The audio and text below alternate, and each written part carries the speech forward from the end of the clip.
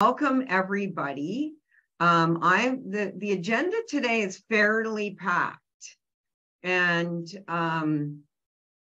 we're going to address through this webinar a number of questions, from what is board effectiveness in the fundraising role? Why is it important that boards be effective in this role? How effective are they? What issues challenge boards in this role? Why do they happen or occur? What can be done about them? And how have boards changed in response to those issues in assessments of fundraising effectiveness? So we're drawing from two sources here. So part of the structure of this comes out of Vic and my book, The Guidelines for Improving the Effectiveness of Boards of Directors. That book was written to support use of the board checkup. And so the issues, the book is structured around the 9 dimensions. One of them is fundraising, and that's what we're focusing on today. But what the book doesn't do is bring in the research or the empirical data from those assessments, and I'm bringing that in today to sort of illuminate this and give you some idea of what, if you have these challenges, what you can do to improve effectiveness and why that's so important. Did anybody come in here today with any specific questions that they wanted to address today? I'll just surface that now, just so I can be aware and maybe try to highlight that. Okay, well, if not, you can just pause or ask questions at any time. So, what is board effectiveness in the fundraising and resource development role? And really just the board, just in a brief summary, being clear about what its role is in fundraising and resource development for the organization, that the organization satisfied, the board satisfied with the board's role in meeting its responsibilities that relate to that. And then at the individual level, board members themselves, directors, understand their role within this context. They feel confident or capable and comfortable in the role. So those are just some indicators of board effectiveness in the area. So let's talk about why this is important. And so when we think about governance and we think about the board's fiduciary role, we know that that role, one of the roles of boards, is stewardship of assets, ensuring the organization advances its purpose, its compliance with rules and regulations, and has enough resources to advance its purpose and direction. So I've highlighted and bolded has enough resources. And from, there are different theoretical perspectives on the role of boards. And some of the assumptions are that from the resource dependency perspective, organizations depend on, hang on a second. I don't know what happened. I don't know what happened there. Just a moment. Organizations depend on external resources, and the role of boards is to reduce resource uncertainty. And the role of boards in that is to span the boundaries of the organization to reduce that uncertainty and be a broker in accessing resources from the external environment. So that's one theoretical perspective on the role of boards. There are many theories that explain different functions within the governance and different leadership roles of boards, but this relates specifically to fundraising. There's been a lot of research on fundraising effectiveness, success, and what are the determinants of fundraising effectiveness. And you do see in this table some of the studies, but the board plays a role. It brings capability to the organization, and that has been associated with effectiveness. So the more capability the organization has, and these are some of the determinants, the more effective or successful it is in fundraising. Other empirical research shows that fundraising capability does contribute significantly to net revenue from fundraising and donations. We have analyzed, Vic and I, and we'll have a chapter coming out, forthcoming in the new nonprofit management textbook in Canada. It's going to be published this year, that a change in the board's fundraising capability is associated significantly and positively with the board's impact on financial health of the organization. So we know that change in this area is making a difference. But there's a big problem. Of all the dimensions of effectiveness assessed in the board checkup, fundraising effectiveness is the most problematic for boards. It rates number one in issues that challenge the board. So there's more challenges in this area than any other area assessed.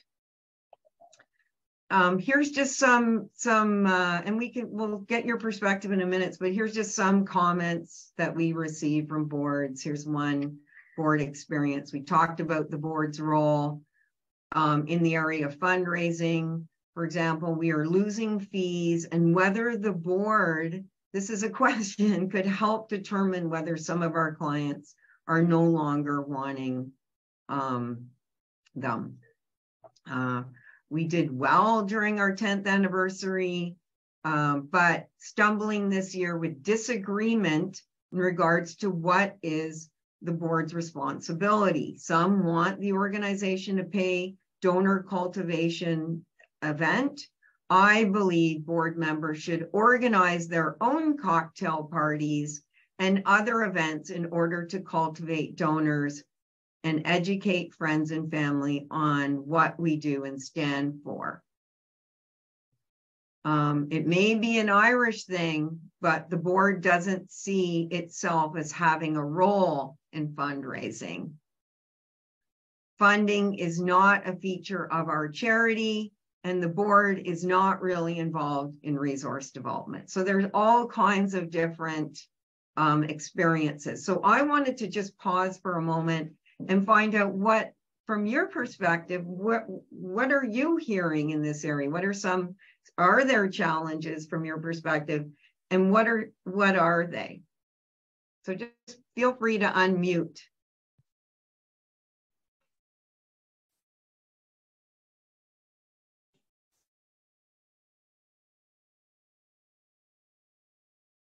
I think our board has difficulty.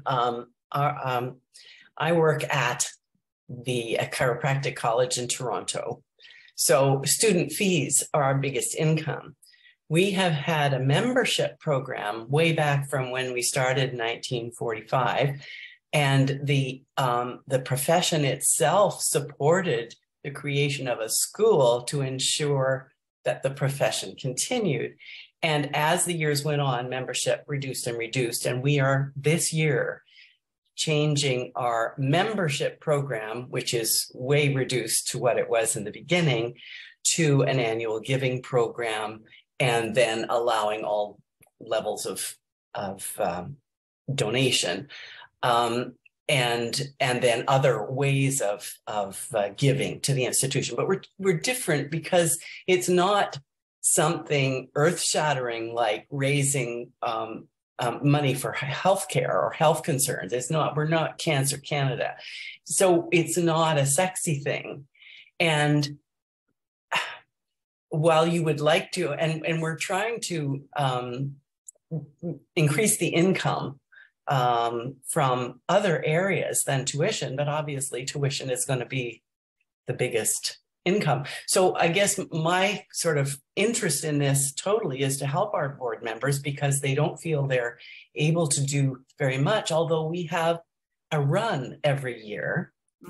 And they do go to the people they know and ask for support in the $40 to $100 range. And among them raise $35,000, $40,000. So they do that every year. But for other things, they just don't seem somehow to think, I think it may be you don't want to approach your patients if you're a chiropractor. So I'm just open to hear any way of helping them to see things, because we have a fundraising division as well. We don't need them so much to raise the funds. We need them to tell us who has the funds, who is a good chiropractic patient, for example, and might give us some money. Right. Okay. Excellent example. Any others? I really like that. I would say in my experience with one of the organizations I work with, there's a tension between the revenue stream, like bringing a new revenue stream. We run a camp and we're taking donations, but we also rent out the space. And there's a tension between trying to get too much money out of the people who are already donors and then asking them to rent. And so there's a little tension in the resource development area that we're working through. And some of the other charities that I work with, it's just one letter a year. That's our fundraising plan, the end. So those are the things I've noticed. Okay. Others, that's a good one. Bruce. Yeah, members on our board are asked to provide connections, and the fundraisers and then talk to them, but we're not asked to fundraise directly and ask for the money. It's just to get some excitement about the organization and make introductions. Okay. All right. Okay. Well, those are really good examples. In the checkup, in the assessment of this, so part of the one of the solutions to this problem is to assess it and to start with engage board members in assessment of the board's effectiveness in different areas. But in this area, there's just 3 items, which is the board seems confused about its role in fundraising for the organization, and they either agree or disagree to various levels on this. The board has not approved an overall strategy for fundraising, and the board has problems engaging in fundraising. So those are the 3 items. And here they are from most to least problematic. And the most problematic of these 3, they all fall within the area of being problematic, but the most problematic is, or tend to, members agree with these statements, I should say. The board's role in fundraising, the board has problems engaging in it, and that sort of falls, within the examples provided, whether the board is uncomfortable or there's tensions in it, it's not really sure, it seems apprehensive. But then, not far behind is not having a strategy, a fundraising strategy, and then confusion about the role in the organization. So why, in terms of, why do these challenges persist? So there are a number of explanations, and so we'll just kind of go through some of them, and then I'm going to try to pull them all together around how to address this. So the criteria, this isn't part of board recruitment criteria and selecting members who have these capabilities. So that's one possible explanation. Another is that when we bring people on to the board, that they're not aware of what the board's role is in fundraising or the board's expectations around. It's not clear. And then, it could be that when maybe they are and they bring them on, but there's no orientation and training of new board members in this area, so that they do develop that capability. They do feel more comfortable and develop in the role. Or there's just simply a lack of awareness of the range of roles and responsibilities that the board could have. Like Margaret, this sort of might fall in your area where there could be some brainstorming around this. And you know, part of the checkup, and I know that you probably are going to be doing one soon, that when the discussion happens around and this surfaces, this is something where there could be a structured engagement of the board around, if this becomes like one of those salient issues or priorities. Lack of leadership within the board to help members understand, or help the board understand, its fundraising role and activities. So we know that leadership makes a difference, and helping paint the picture of this, and, you know, moving the board along. Or again, going back to lack of an overall strategy for fundraising for the organization, and how the board fits into that, especially if the organization has professionalized with fundraisers and fund development officers. You know, what's the board's responsibility in relation to those people, and how does that overall capability, as I mentioned earlier, they all add capability to the organization. The more capabilities, the more effective and successful the organization will be. That's the hypothesis. There could be confusion or differences or tensions, as was mentioned, between what the board's understanding of its role is and those held by management and the CEO and those fund development officers. And we see that you know, sort of like parallel universes they're operating in. It's how to, you know, strategically build that relationship. So everyone is on the same page. So we kind of get to, well, okay, we have some theories about why this happens. We know it's really important. How do we fix this? What's the treatment, and what can boards do? So I'm going to draw here and start, just have about 3 steps.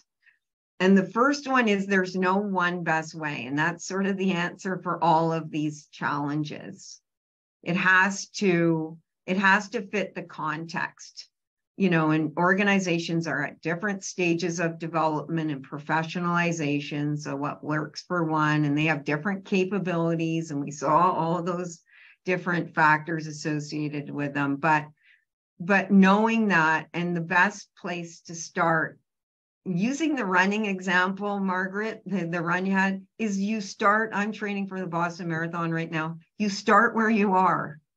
Wherever you are is where you start, not where your friend is or where you think you need to be. You have to start where you are. So do you know where you are?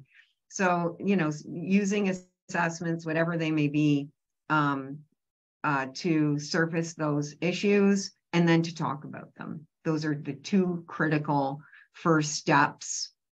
And really in that discussion, you know, why do we think these exist here? And those are all the, you know, I gave some examples of reasons, but you may come up with others. And what factors contribute to them? You know, and we heard some, you know, maybe the, you know, depending on where your charity is located, if you receive all your funding, it's guaranteed, you know, from the government, or however, that's going to depend, you know, be one factor, is the need for resources. But even I will say in Ireland, and I'm going to play a video, hopefully it will work, but one of the charities that really focused on this, because they received most of their funding from government, but they also have membership fees.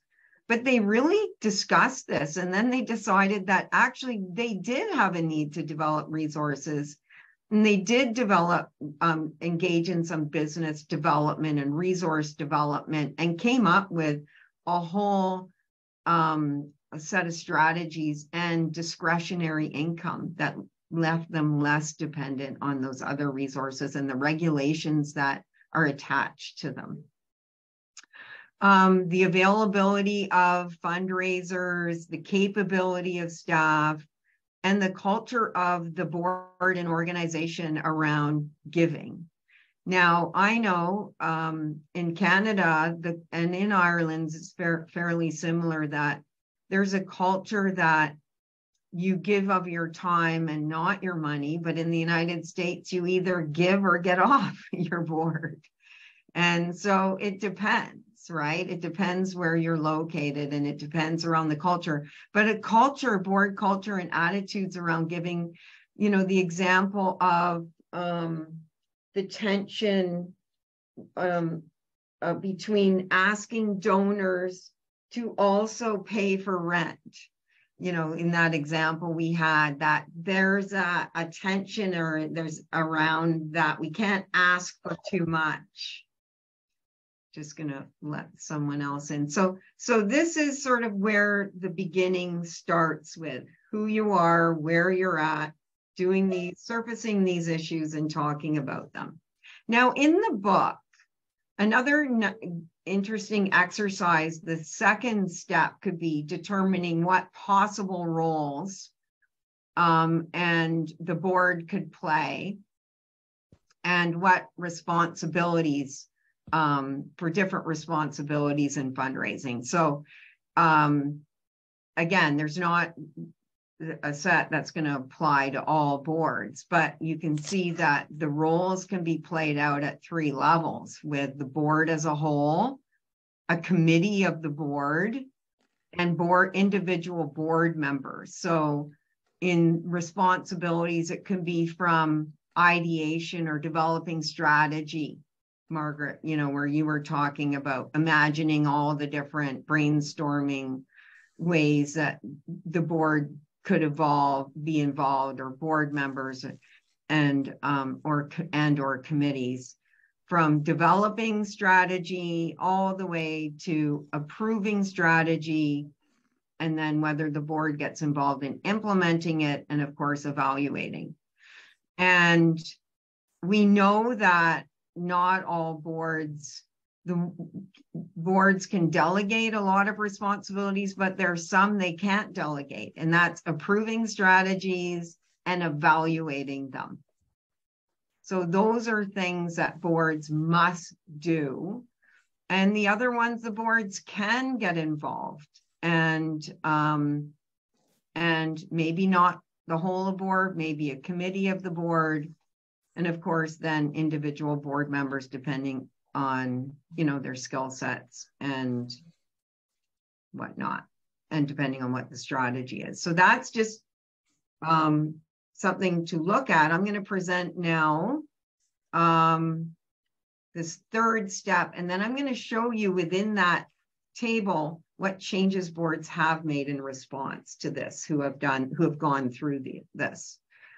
So around deciding change, identifying the competencies that board members should have in this area, recruiting them for fundraising roles, whatever roles the board has decided it wants to take on, having the orientation and training and development in this area. And at the committee level, you know, if the committees are established, having terms of reference and for that group, and clear roles and accountabilities for it, and how it fits with the board and with and staff. All right, let's hear, and now just give me a hand up when I start play, if you can hear this. Let's hear how MS Ireland did with this. The responsibility of board members in relation to fundraising. That was mentioned as a challenge in the family areas as far as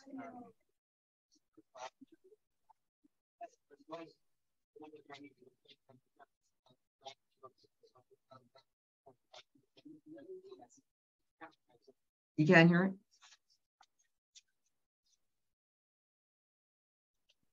It seemed to get kind of garbled as it went on. As it stopped? I'll send this out to you, this presentation, and then you can listen to it. But it really is a good clip about it. They talk about their issues, the challenges they had, and they talk about what they did about them. And so I think it's a good example. And you could even, if you were going to address this might be something you could send out to your board ahead of time. If this was one of the topics, they could actually hear this example. I think it's a really good example. So just hang on a second. All right, I'll just try to move on here. All right, okay. So what did all boards do?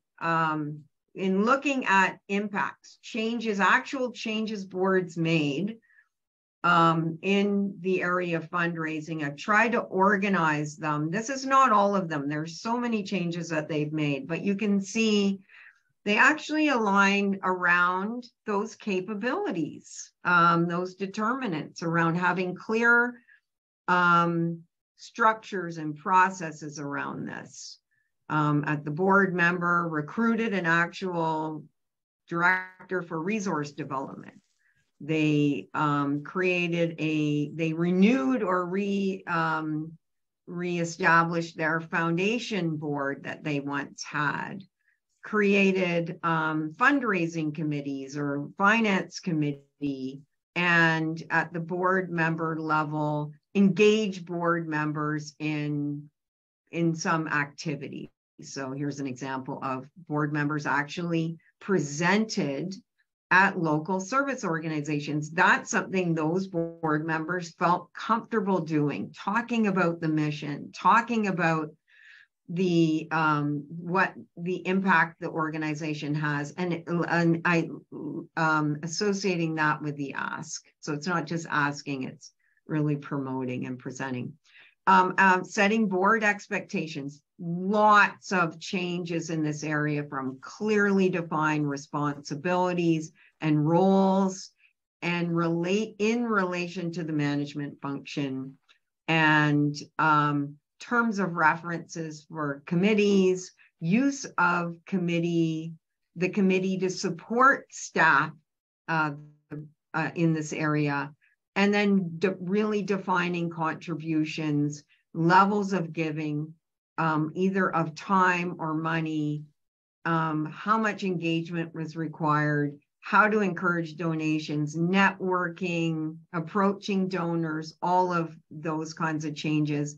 At the policy side, establishing policy around it, development and giving programs and resource development strategies, to creating task forces and fund development programs and planning, to idea generation that would lead to policy, strategy development, and the role of board members in fundraising. So utilizing the strength of your bench to help develop in that area where certain board members may have some significant contributions, to then areas around development of the board in this area.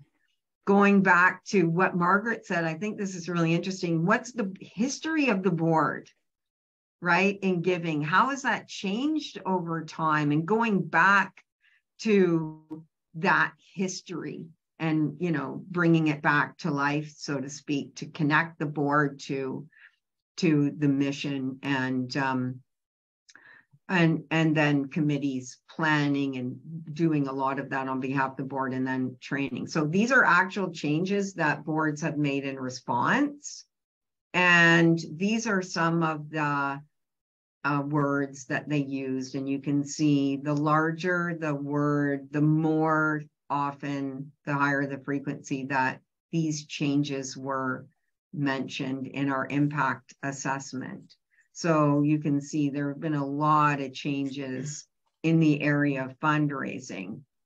When you think about where does fundraising change fit in terms of all of the dimensions that are assessed in the checkup, it's actually number 4. So we see the most changes board makes around its governance role and responsibilities, followed by engagement in performance assessment, its role around performance assessment, planning, and then fundraising.